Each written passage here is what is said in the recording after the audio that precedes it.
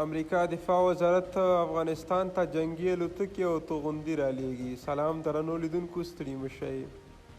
امریکا دفاع وزارت اعلان وکړ چې په روان اپریل میاشت کې به افغانستان ته جنگي الوتکې او مهمات ولیږو تر څو د افغانستان دفاعي سیستم قوي شي او د دښمنانو پر وړاندې مجهز پوځ ولري. دا ځکه چې د امریکا حکومت اړیکې په دې وروستیو کې د افغانستان د ګاونډیو هیوادونو لکه پاکستان او ایران سره خرابې شوي دي. دا اعلان یې نن جمعه په یو خبري کانفرانس کې وکړو چې د 10 هیوادونو استازي پکې ګډون کړی و.